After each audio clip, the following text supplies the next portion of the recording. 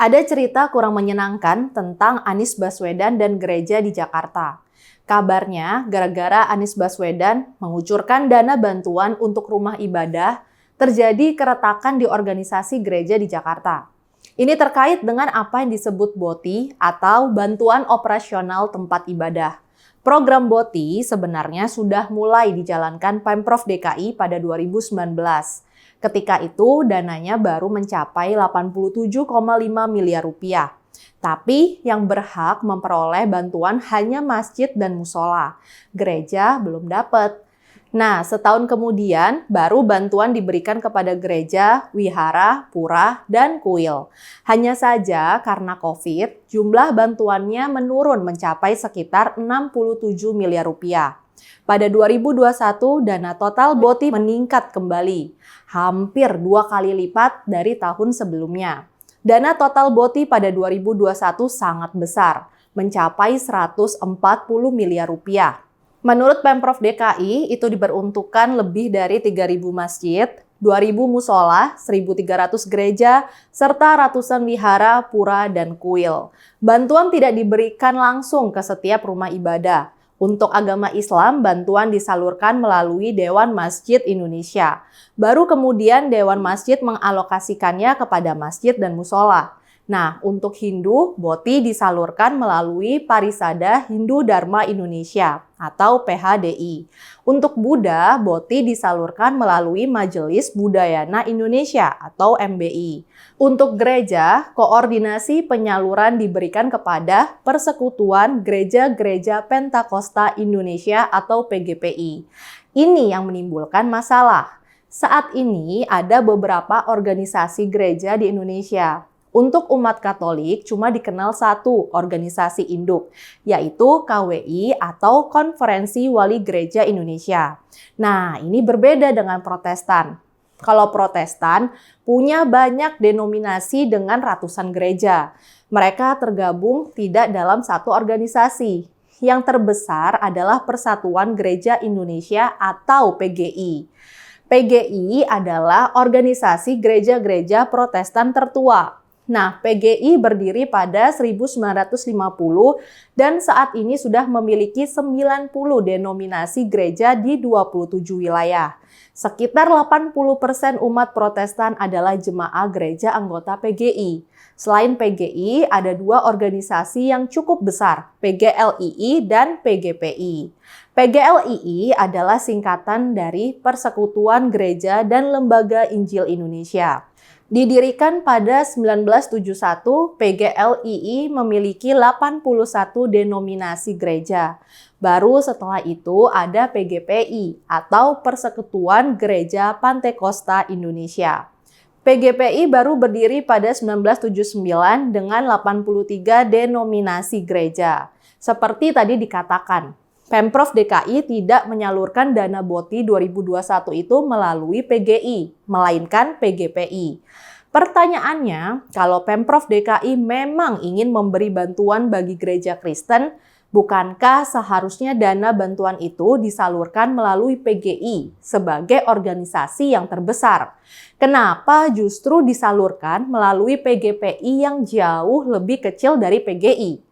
Pertanyaan ini yang menimbulkan kecurigaan di kalangan umat Kristen.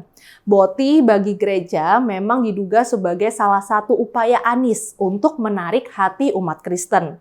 Dia kan selama ini dianggap sebagai gubernur yang cenderung dekat dengan kelompok-kelompok Islam konservatif. Apalagi kalau orang mengingat apa yang terjadi pada pemilihan gubernur DKI 2016.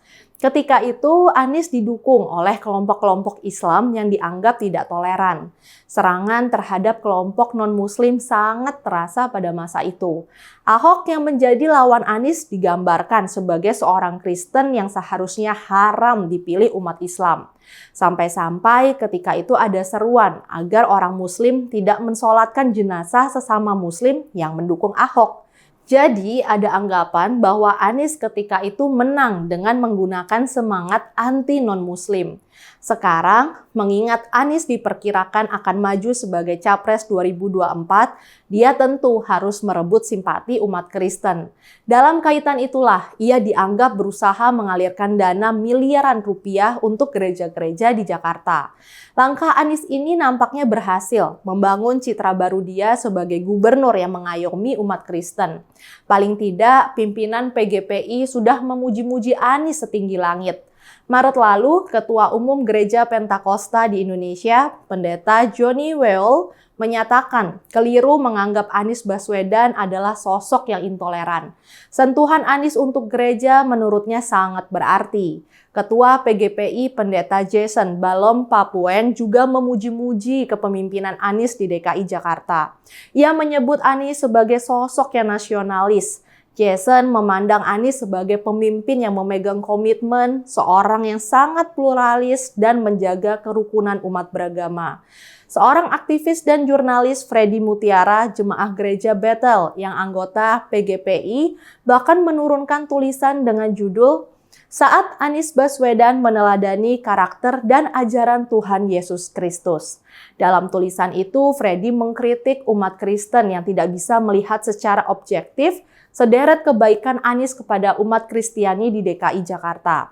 Freddy juga menulis bahwa saat bertemu tatap muka pada Maret 2022, Anies Baswedan menegaskan komitmen dan posisinya terhadap toleransi dan kelompok minoritas. Kata Freddy, sikap Anies yang diam ini sejatinya mirip dengan karakter dan ajaran Yesus Kristus tentang kasih dan pengampunan.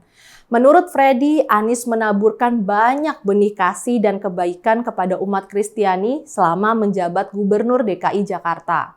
Anies justru menjalankan ajaran Yesus Kristus, ditampar pipi kanan, berikan pipi kiri. Kalau dibaca pernyataan-pernyataan itu, strategi Anies memang nampak membuahkan hasil. Juga banyak pihak yang menyatakan para pendeta dari gereja-gereja kecil yang menjadi anggota PGPI sangat berterima kasih atas bantuan Anies melalui BOTI. Gereja-gereja kecil sangat terpukul akibat COVID. Selama ini gereja-gereja tersebut mengandalkan pemasukan dari persembahan jemaah yang hadir saat beribadah di gereja. Ketika pandemi, ibadah hampir sepenuhnya berlangsung daring. Akibatnya, kunjungan fisik jemaah menurun. Sumbangan jemaah pun turun drastis. Karena itulah mereka sangat berterima kasih kepada Anies yang memberikan sumbangan BOTI. Tapi strategi Anies ini bukannya tanpa masalah. Banyak gereja di luar PGPI yang marah pada PGPI. Ini bukan karena mereka iri atau cemburu tidak mendapatkan BOTI.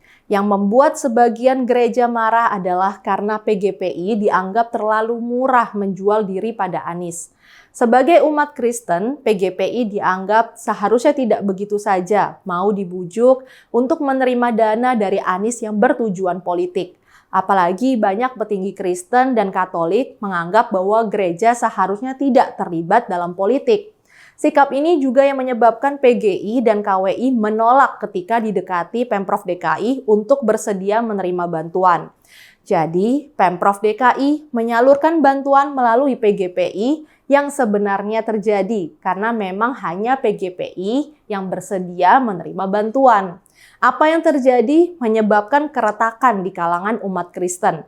Apalagi kemudian juga terdengar testimoni dari sejumlah gereja yang mengaku dicatut namanya oleh Pemprov DKI Jakarta, namun belum menerima dana BOTI. Ini misalnya terungkap oleh sebuah media online Tunas Bangsa. Media tersebut mengungkapkan bantahan sejumlah pendeta tentang adanya aliran dana BOTI.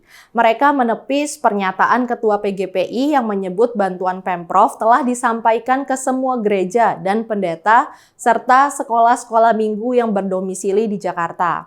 Memang ada yang menerima, tapi tidak semua gereja di bawah payung PGPI menerima BOTI.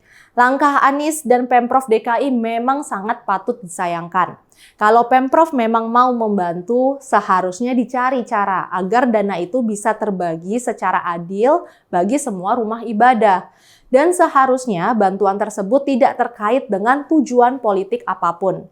Kita harapkan keretakan dalam tubuh gereja ini tidak berlanjut. Saya, Rizka Putri, undur diri.